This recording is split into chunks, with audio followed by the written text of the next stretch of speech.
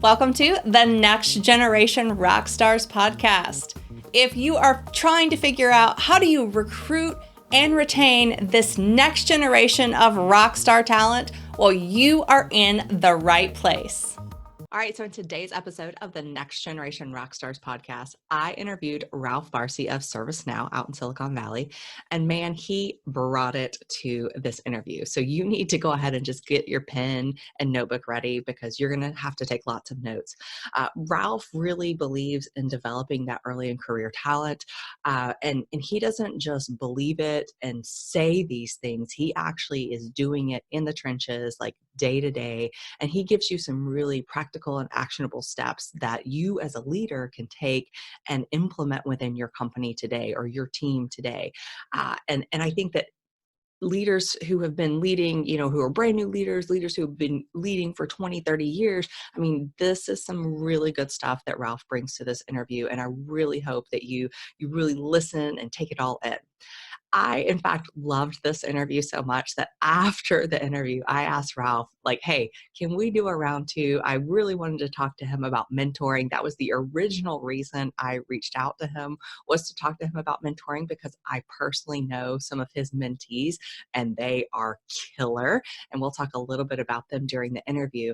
But man, we didn't even get to it. I mean, we just didn't have time. So I expect to hear more from Ralph Barsi just beyond today, and I hope you enjoy this interview. All right, welcome to the Next Generation Rockstars podcast. I have an amazing guest for you today. His name is Ralph Barsi, and he is with ServiceNow. So let's all welcome Ralph. Welcome to the show. Thank you so much, Amanda. How are you today? I am fantastic, working on a little bit low level of sleep, but otherwise great. Oh, good to hear. Good to hear. Well, I'm looking forward to talking with you. Me too. So this has been a long time coming. You were actually nominated to be on the show by two people. One was a rock star that I had on season 1, Morgan J. Ingram, who is, if anybody watched the show last season, you know Morgan knocks it out of the park every day. Yes, but the second person will actually be on the show next season for season 3, and her name is Nicolette, and I don't want to give anything else away about her, but she's awesome. She is. So, let's hear a little bit about you, Ralph. Sure. Hello, everybody. My name is Ralph Barsi. Today, I'm the Global Sales Development Leader at ServiceNow. We're a cloud computing company. We're based in Silicon Valley. We started 2003, 2004. Our focus was on servicing IT departments and streamlining the workflow of help desk environments.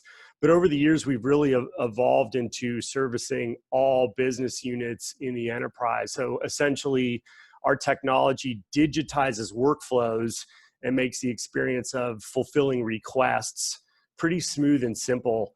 My job at ServiceNow is to oversee roughly 200 what we call ADRs, or account development reps. They have a twofold objective. Number one is they drive revenue pipeline for the company by booking qualified meetings for our field organization. And their second objective is to become our future sales reps for ServiceNow. So we really drive a revenue pipeline as well as a talent pipeline, and it's a blast. I've been here just about 4 years. I started here in Q4 of 2015, and it's gone very quickly, as you can imagine. Prior to that, I have a little over 20 years experience, close to 25 now in sales. The first half of my career was spent as an individual contributor, whereas the latter half has really been leading and scaling sales and sales development teams. Yeah, and absolutely. So, one thing that I know about you in the sales world that I've actually gathered from looking at sales organizations and associations, but also the people that are really influencing the market, is that when I'm talking to those influencers in particular, those younger influencers, I'm like, well, who are you looking at? Who are you following? Who's mentoring you? And lo and behold, it is Ralph Barsi. Oh, wow. Wow, that's flattering and humbling. Thank you. I hope I'm adding value to the marketplace. I appreciate it. I would say so. So let's talk a little bit about your role and how you see it, because I would assume, and I'm making an assumption here, and let's clarify this for the audience, but particularly when you're driving that talent pipeline for ServiceNow, you're looking primarily at early career, correct? Oh, sure. For the most part, Mhm. we have a relatively young group of ADRs. And when I say young, so if it helps, I'm 48 years old today. Okay. And so young to me is between 20 and 30. And that's largely the demographic of our account development reps. They're relatively early in their career as well as at ServiceNow. Mhm. So we feel that, the leaders here, we feel this time is precious and it's finite, and it's a privilege to be able to develop the skills and the competencies and the acumen that these future salespeople and leaders need to succeed. It's quite a project and exercise, but we're blessed and excited to be the ones to do it. Okay, I love this outlook because I know that so many people struggle with the attraction of young talent, but also keeping it. Mhm. But I think that they're missing a few important foundational items. One is really getting that attraction piece correct, but also the people who are leading them once they're there, they need to be the right people. So let's talk first a little bit about your how do you go about attracting the right talent? Sure. So, of course, Amanda, there's different levels of talent Mhm. that we need to attract. And I'm really happy we're talking about the word and the whole concept of attracting. I think a lot of companies and teams who struggle with finding talent are focused on pursuing that talent. They chase people down, they spray and pray their job descriptions all over the internet, and they just hope great candidates come in. Instead, they need to reverse that whole process and they need to focus on them. And I don't usually say that. I'm usually talking about focus outward versus inward. Mhm. This is different. When you want to attract top talent, you have to keep in mind that A players want to play for A player coaches. Yes. And they want to go to environments where they are celebrated, not tolerated.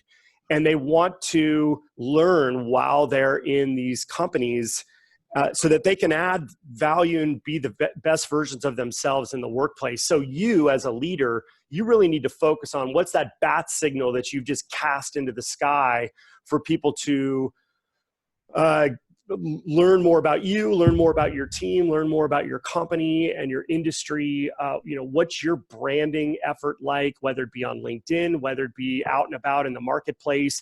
Can we read some of your content? Can we see you on YouTube? Can we learn about you as a leader to make our decision and discern whether or not we even want to apply to a job on your team at your company? And I think a lot of leaders, I know a lot of leaders really miss that.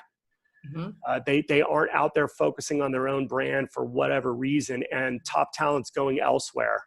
Mhm. I would agree with that wholeheartedly. And one of the other things that I see, and maybe you agree with this, maybe you don't, but a lot of companies, especially, and I don't understand this in a sales organization, but they rely on HR completely. Yeah, they Let sure them do. drive the machine. And I'm like, I don't understand. If your numbers depend on this talent, why aren't you driving this process?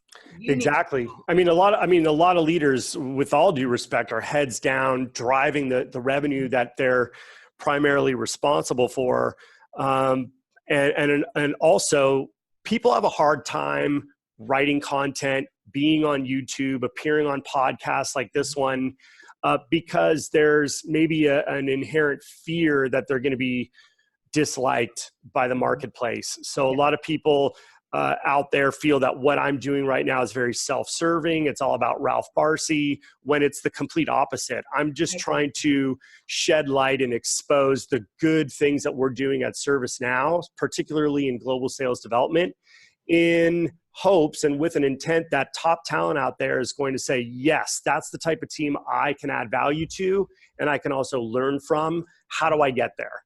Absolutely. I would agree with that wholeheartedly. But I would like to add that additionally, I think that other leaders can learn from you, whether they're in sales or not. I think that this is something that every leader at any level needs to hear. Awesome. Yeah. That's even better. Great. All right. So let's talk a little bit about you've done the work, you've done the background work that you needed to do to attract that talent into you. Yep. and you get in this new early career employee, what happens from there? Sure. So great question. A lot of it has to happen preemptively before they even come in. So during the recruiting phase, you have to, first of all, think about the job description that you have out there in the first place. You know, what's the size of the job description? It's okay to have a long job description if it's killer copy, you know, and it's enthusiastic and compelling and informative and has calls to action where someone can't wait to apply. So think about the verbiage you're using. Think about what audiences that verbiage will resonate with or not. So be very mindful of the language that you're using. For example, some companies who are looking for people to come in and just crush quota, that's going to appeal to a much smaller audience than words that would say, hey, come here and grow and develop in your career, sharpen your skills and your competencies, be surrounded by people who have very high standards and want to move the needle from A to B. That's way more exciting and compelling than the former verbiage. So think about that kind of stuff. And then when they do come in the door, hopefully by that point, during that recruiting phase or interviewing phase, you've already talked about the well-lit career path that's ahead of them if they put some skin in the game in this very role. If they really optimize and maximize the time they have in the role they were hired for and really, really work to master that role, knowing that it's going to carry them forward in their career. And more opportunities will surface the better they do in this existing role. You have to have those types of conversations very, very early on. And then, of course, when they come in the door, you got to teach them, specifically for sales development reps.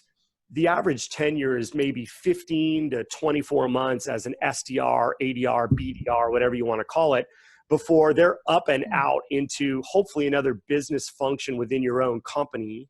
Right. And even if they go elsewhere, leaders have to recognize that, look, everybody on your team today is eventually going to be an alum of your team. So when they go out into the world, whether it's in your company or elsewhere, they're going to be representing you, and they're going to be representing your team, your brand, your company from the time that they worked for you. So you want to put your best foot forward so that they learn enough to go on and pay it forward down the line and remember you and the time that they had on your team and all the great insights they learned and the experiences they had while they were part of your team. And you want those little reflections and representations of you out into the world doing good versus the opposite. Ralph, I just have so many questions right Sure. now. I could talk about it all day. It's near and dear to my heart. It's really important. I think that this is super, super important. I think that one of the things that really struck me about what you just said was that about really taking and developing that first time, this is their first job out of college or university or whatever. That is a hard leadership role. And a lot of people are not well suited for that role. And I was wondering if you could share with the audience what kind of characteristics, what traits would you say would be somebody who would make a good leader for someone who is just right out of college or university? This is their first, maybe second job. Someone who would be a good leader would have a fabulous attitude. They're enthusiastic about the work they're doing and life itself. They walk into a room and they light that room up. They don't suck the life out of it. They see the good in everything and, they stay in the sunlight. That said, they're living by very high standards, high standards that they themselves set for themselves versus standards I'm going to set or anyone that I work with is going to set. They work harder on themselves than they do on their job. They are selfless. They are humble. They are teachers and coaches. They love the people that work with them and for them.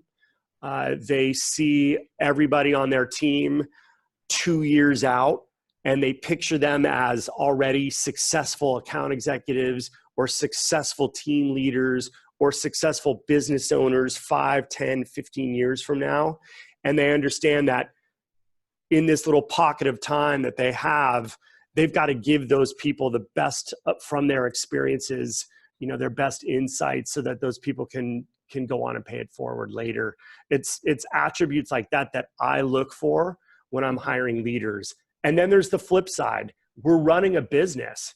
Yeah. So you have to have an understanding of the outcomes we're after, how we measure our progress against those outcomes, how to be decisive, how to have intestinal fortitude to sit at a conference room table with a bunch of type A executives who also have numbers to hit, and understand that there's many times throughout your day that you must detach from the emotional aspect and the sunshine, beautiful time that we have here developing people to get to work and to understand the performance indicators that we're measuring against, et cetera, and how you're making a contribution to the business. Let's not lose sight of the business side of things as well. Of course. And that's the whole thing that makes everything move and continue. You can't continue to develop people if there's no business that you're putting them into. So that's right. So I find myself referring more and more to Ray Dalio's principles and what he speaks about in that book, and what his philosophy is that you have to almost see yourself as well as your business or your team as a machine. And you are an engineer that simply operates that machine. And oftentimes that machine is going to break down in certain areas. Certain parts of the engine are going to become faulty. And you have to be able to identify those faults or gaps. And you have to build systems that allow you to look at problems as, oh, we've seen this situation before. We have contingency plans in place based on our experience. So we're going to pull lever A, lever B, lever C, and we'll get through this thing no problem, versus completely freaking out at the gap or the fault and going, oh my God, all hell is broken loose. We're going to slide off the rails here at any moment. It's really just having the wherewithal and the understanding of going, okay, this is a quick little recalibration or modulation that we need to make, and we're back on the rails and we're heading north again. It takes leaders like that to be at the helm. I agree with that. I agree with that. We've all had leaders in the past, or at least I'll speak from my own experience, where any tiny thing goes wrong and they are just losing their mind. It's like, how did you get in this role? Really? Unfortunately, we've all been, well, most of us have been exposed to those leaders, and I avoid them and people like that at all costs. All of a sudden I'm getting blamed, and all of a sudden I'm being berated in front of others. And it's such a whack way to lead people. And in fact, over my career, I've kept journal notes in a document that I've kept for many, many years now that I add to on a daily basis on what not to do as a leader. So when I've been exposed to crummy leaders, right. I've written it down like, hey, Barsi, don't do this, don't do that, approach it this way, do the opposite. And I'll refer back to it more often than not to just remind myself, how you're coming across. You've got to be very self-aware of the brand and the persona that you're showing up with on a daily basis, because whether you like it or not, you are setting an example and people are taking note, whether they tell you or never tell you, you're setting an example. So set the best one you can. Mm-hmm. Absolutely. That's funny. You brought up self-awareness. I was actually with a sales team just last week, and we did a self-awareness exercise where there's like 400 sellers, and they had different categories of impression, little Post-it notes that they had to go write one word and their impression of another person. So somebody they work with, somebody that they know but don't work with directly, and then someone they have seen in the halls but don't actually know. What is their impression of that person? And it was funny because people were very like, oh, everybody said I was quiet and shy, and I'm not at all. And it was just like, well, what are you putting out there? Because it's not just the people you work with, it's your clients, it's your higher ups, it's everybody. What are you putting out there? Absolutely. And it's duly noted that, when you walk into the workplace thinking that everybody knows something that you don't, or everybody carries a little nugget of value that you can learn from and grow from, it completely changes your perspective on the people you work with. You start to see yourself as really a member of a team that you need to make a contribution to and add value to. And it's a game changer once you realize that people likely know something that you don't, or have gone through something that you haven't, and are just a little wiser than you think they are. Yeah, it definitely makes a difference. It does. So I'd like to switch gears just a little bit, and I'd like to talk about, you mentioned this briefly earlier, but I'd like to talk about those career development conversations. Sure. When do you start having them? How often do you have them? Walk us through what that looks like for you. You start having them at the very beginning of the relationship. So for leaders on the front line, for example, with sales reps or sales development reps, it's important to earmark a one-on-one per month or per quarter. I recommend maybe one a quarter, where we actually talk about, personal and professional development. A lot of the other one-on-ones should focus on day-to-day operation, et cetera, and getting to the goal. But early in the relationship, have the rep do a self-assessment. Have them talk about and literally write down. They could share what they'd like, or just share excerpts of this exercise because it's personal. But what are your short-term, midterm, and long-term goals? How do you define short-term versus midterm versus long-term? Short-term could be 2 to 4 weeks for some people, right? Or they could be 6 to 12 months. It's important to identify what they mean by short, mid, and long-term, because a lot of sales development reps, 6 to 8 months into the gig, they're approaching their leaders asking about getting promoted. And it's way premature.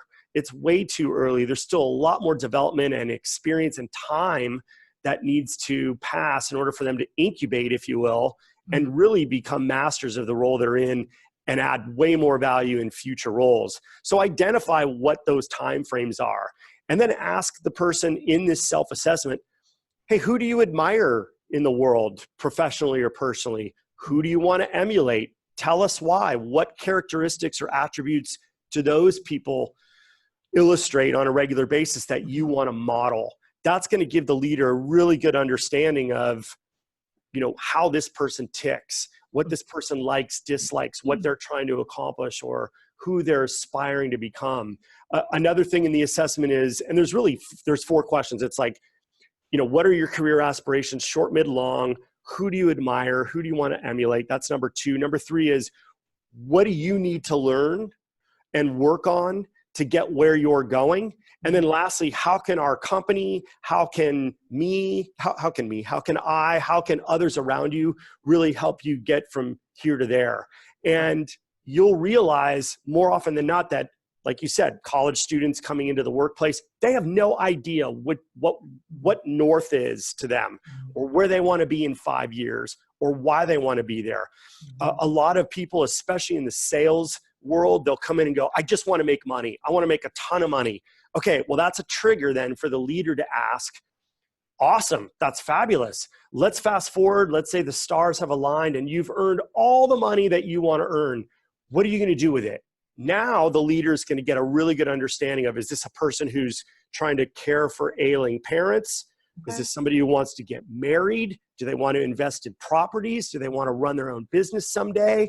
Do they want to donate to a charity and put forward a philanthropic effort to do better in the world? Once they've got that money discussion aside, they can really get to the root cause of why they want the money in the first place. Right. So I highly recommend doing those assessments, sharing them very, very early on, and then doing, periodically start, stop, continue exercises. Amanda, you need to start doing ABC. You're not getting out there and networking enough.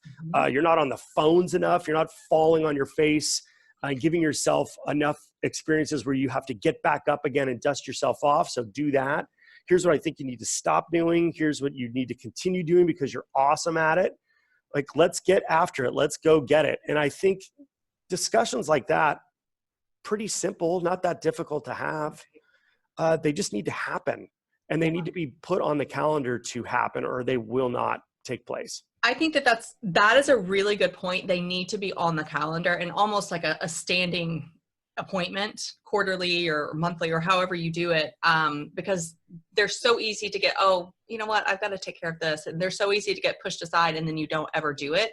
But Yeah. especially in that early career, things are shifting and they're learning so much about themselves as who they want to be as a professional, who they want to be as a person, where they want to go, that is shifting and changing and evolving quickly, much more quickly than at other points in your career, that the leader really needs to be there to kind of develop and guide that.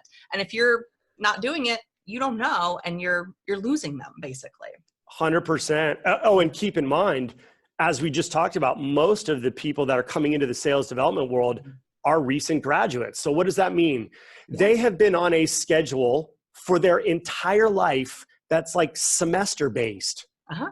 You know, they finish a class, it's on to a next class. They get graded in that class and they move forward. After 1 year, they go to the next grade.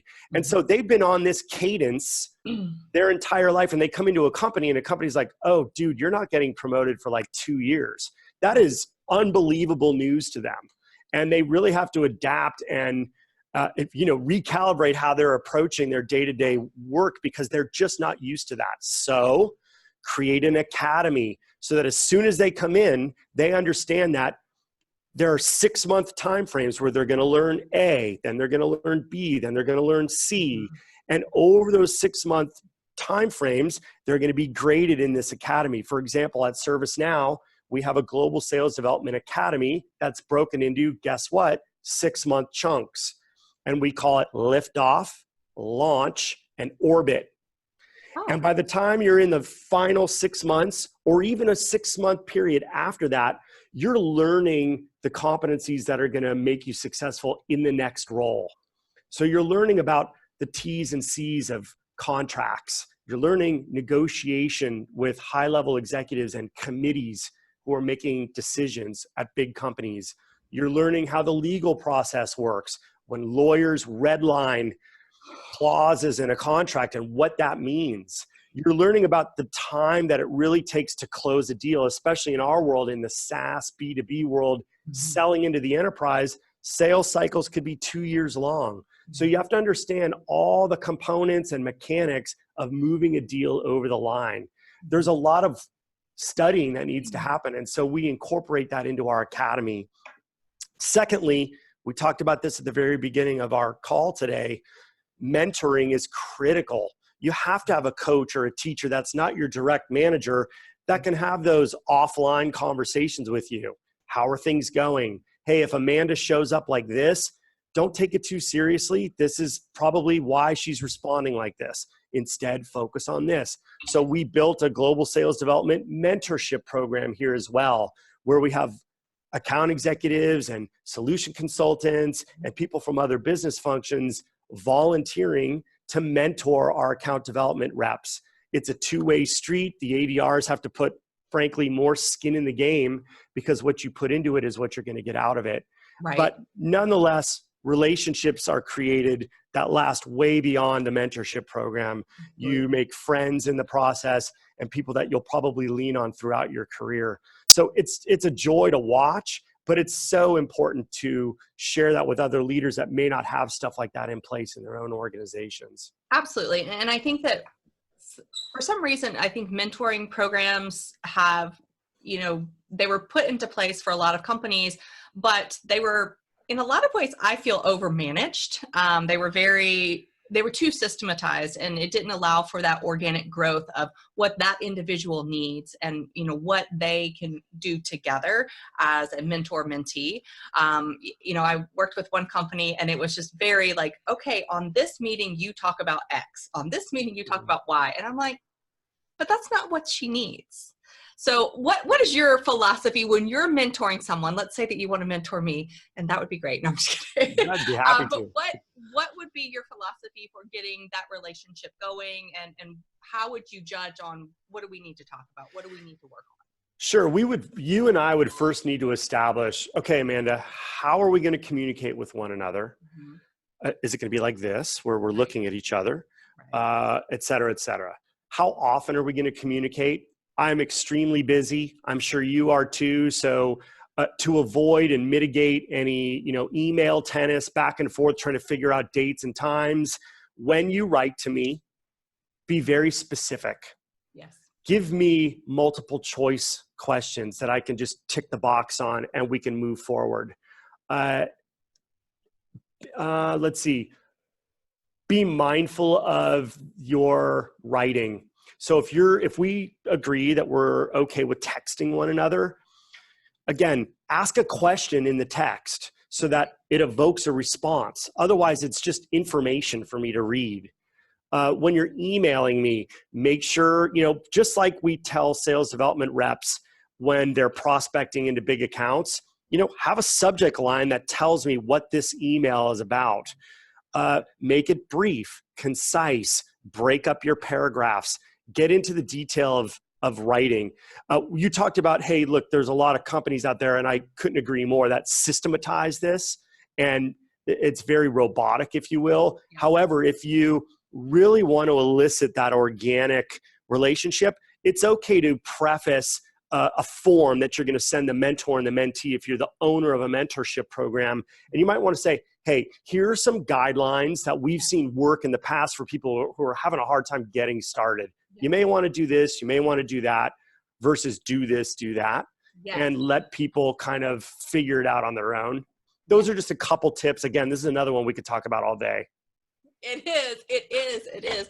And unfortunately, we are coming to the end of our time. And I feel like we need to have a part 2 for this and start this whole conversation on mentoring, because it is such an important part of developing particularly young talent, but I think it's valuable across the entire employee life cycle. Me too. But Ralph, I want to thank you so much. This has been incredibly insightful. I took lots of notes today, but I want to thank you so much for sharing and being willing to share with others. Thank you. It is my pleasure. Thank you so much for having me, Amanda. I'm always open to a part 2. If you want to pin that on the calendar, we'll make it happen. I'm going to take you up on that. Good. All right. Well, thank you guys so much for joining us with Ralph Barsi today on the Next Generation Rockstars podcast, and we will see you in the very next episode. Thanks so much for joining us for this episode of the Next Generation Rockstars, where we have discussed all about recruiting and retaining that next generation of talent. So I'm guessing that you probably learned a tremendous amount from this week's Rockstar leader. And if that is the case, don't keep me a secret. Share this episode with the world, but really share it with your friends, with your colleagues, because they also need to learn how to recruit and retain this next generation of talent, because these skills are crucial to business success moving forward. Now, of course, I want you to keep up to date every single week as we are dropping each and every episode. So be sure to subscribe to your favorite podcast platform of your choice, and you will see the Next Generation Rockstars show up just for you.